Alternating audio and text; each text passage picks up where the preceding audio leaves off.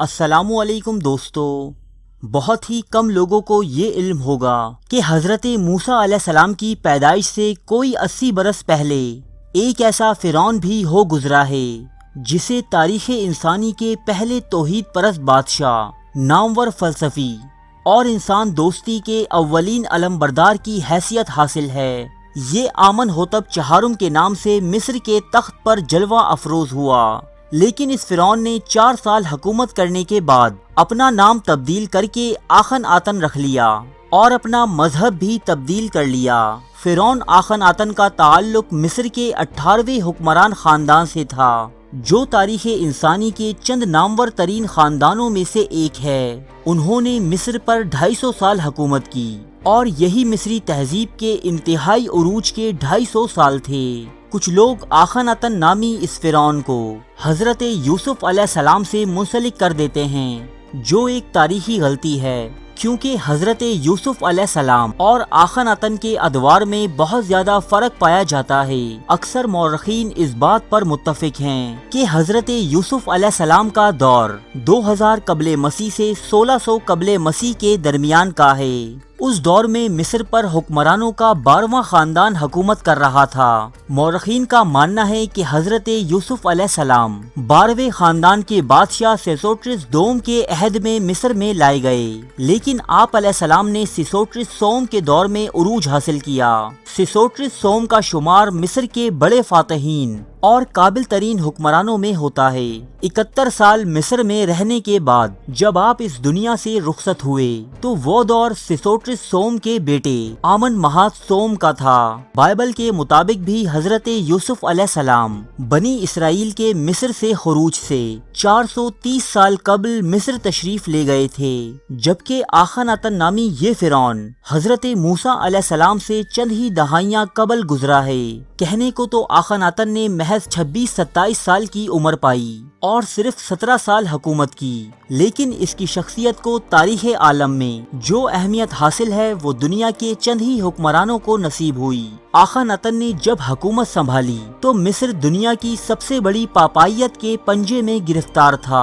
لاتعداد دیوی دیوتا مصریوں پر مسلط تھے اور ان کے پجاری تو اس قدر صاحب اقتدار تھے کہ فرعون وقت بھی کسی حالت میں ان سے ذرا سی بھی پرخاش مول لینے کو تیار نہ تھا۔ مصر اس دور کی سب سے بڑی طاقت تھا، اس لیے دنیا کے ہر گوشے سے یہاں لڑکیاں، غلام اور کنیزیں لائی جاتی۔ یہ لوگ اپنے ساتھ اپنے دیوی دیوتاؤں کو بھی لاتے، چنانچہ مصر اس وقت بت پرستی اور شرک کا سب سے بڑا مرکز تھا۔ دوسری طرف آخن آتن اپنی پیدائش سے ہی بہت کمزور اور ایک بے ڈول سا بچہ تھا۔ اسے مرگی کے دورے بھی پڑا کرتے تھے۔ ماں باپ اپنے اکلوتے بیٹے کی جسمانی ساخت پر دن رات کڑتے رہتے۔ جس محل میں آخن آتن نے آنکھیں کھولی اور جہاں وہ پلا بڑا وہ دنیا کے خوبصورت ترین محلات میں سے ایک تھا۔ اس کے باوجود وہ اپنی اعصابی کمزوری اور بے ڈھنگے جسم پر بچپن سے ہی ملول رہتا۔ باغوں میں بیٹھے پرندوں کا چہچہانا سنتا، تالاب میں مچھلیاں تیرتے دیکھتا یا پھر سردیوں کی دھوپ میں تتلیوں کے پیچھے دوڑتا۔ شہزادے کی اس تنہائی پسندی اور فطرت کی اس قربت نے اسے ایک فلسفیانہ ذہن عطا کیا۔ اس کی روح بے شمار خود ساختہ خداؤں سے بھٹک کر خالق حقیقی کی تلاش میں بے چین رہنے لگی۔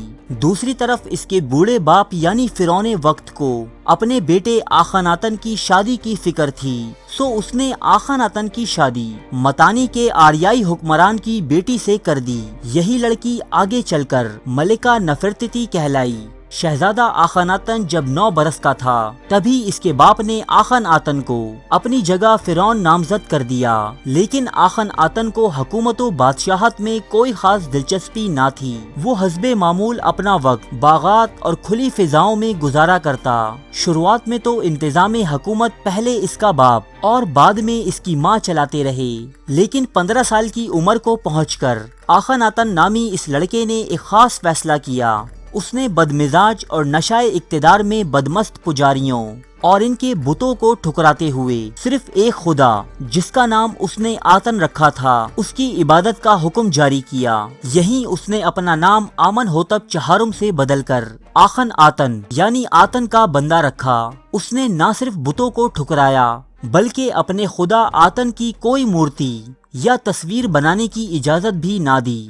باقی سب تو ٹھیک تھا، لیکن مصریوں کو اپنے محبوب ترین دیوتا اوزائرس پر پابندی گوارا نہ تھی۔ یہ تاریخ میں پہلا موقع تھا کہ جب مصریوں کے ہزاروں سال پرانے اس دیوتا اوزائرس کو چیلنج کیا گیا۔ بہت سے کاہنوں اور پجاریوں نے اعلانیہ بغاوتیں کی، لیکن آخن آتن کے قابل سپہ سالار ہورم ہب نے ان سب کے ہوش ٹھکانے لگا دیے۔ آخن آتن کا اگلا بڑا فیصلہ دارالحکومت کی تبدیلی تھی۔ اس نے موجودہ قاہرہ سے کوئی 160 میل دور نئے دارالحکومت کی تعمیر کا حکم دیا۔ اس نئے شہر کا نام اس نے اپنے دیوتا کے نام پر اختاتن رکھا، جو آج تل الامارنا کے نام سے مشہور ہے۔ 17 برس کی حکومت کے بعد اس کی صحت جواب دے گئی۔ آخن آتن کے آخری ایام بڑے ہی المناک اور کرب انگیز تھے۔ اسے خود بھی یہ احساس تھا کہ وہ اپنے مشن میں ناکام رہا ہے۔ آخن آتن اپنی تمام نوازشات کے باوجود عمرہ کا خلوص حاصل نہ کر سکا تھا، جبکہ مذہبی انقلاب کے باعث وہ پجاریوں اور عوام میں بھی خاصا غیر مقبول تھا۔ سیاسی اور عسکری لحاظ سے اس کا عہد مصر کے لیے نقصان دہ ثابت ہوا۔ اس نے تلوار اٹھا کر ایک کونے میں رکھ دی تھی۔ جب اس کے کمانڈر خطوط بھیج کر اس سے مدد اور کمک طلب کرتے تو یہ فرعون ان پر عمل کرنے کے بجائے حمد یا مناجات میں مصروف رہتا۔ اس نے اختاتن نامی شہر کی تعمیر کے وقت یہ حلف اٹھایا تھا کہ وہ کبھی آتن کے مستقر سے باہر قدم نہیں رکھے گا۔ آخن آتن نے یہ عہد مرتے دم تک نبھایا۔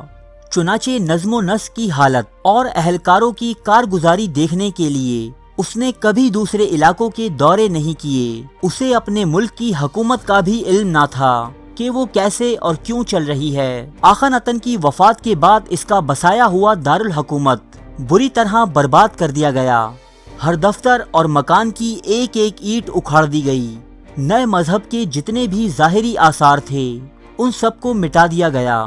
خاص طور پر آخن آتن کے محلات اور مندروں کو ریزہ ریزہ کر دیا گیا۔ آخن آتن کے بعد اس کا بیٹا توت انخ آمن مصر کا نیا فرعون اور اس کی بیٹی اور سابقہ بیوی انکسنا مون مصر کی ملکہ بنے۔ ان دونوں نے مصر سے اپنے باپ کے رائج کیے دین کو تبدیل کر کے واپس بت پرستی اور شرک عام کر دیا۔ آخن آتن کے مذہبی انقلاب کے ساتھ ساتھ اس کی ذاتی زندگی بھی نہایت عجیب و غریب ہے۔ مصر کے اس فرعون نے اپنی بیٹیوں سمیت اپنی بہنوں سے بھی شادیاں رچائیں، جبکہ اس فرعون نے ایک لڑکے کو بھی اپنا شریک حکومت بنایا۔ اگر آپ مصریوں کے رسوم و رواج اور ان کے ازدواجی تعلقات کے بارے میں جاننا چاہتے ہیں تو ہماری ویڈیو انکسنا مون ملاحظہ کیجیے۔ یہ وہی انکسنا مون ہے جو آخن آتن کی بیٹی تھی اور بعد ازاں اس کی بیوی بنی۔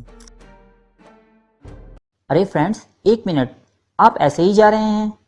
اتنی محنت سے ویڈیو بنائی ہے، ایک لائک تو بنتا ہے نا؟ اور دوسرا یہ کہ آپ ہمیں اتنی بڑی دنیا میں دوبارہ کیسے ڈھونڈیں گے؟ تو اس کا حل یہ ہے کہ آپ ہمارے چینل کو سبسکرائب کر لیجئے اور اس بیل کے آئیکن کو کلک کر دیجئے۔ اس طرح ہمارے آنے والی تمام ویڈیوز آپ تک پہنچتی رہیں گی۔ ارے ڈریے مت، یہ بالکل فری ہے۔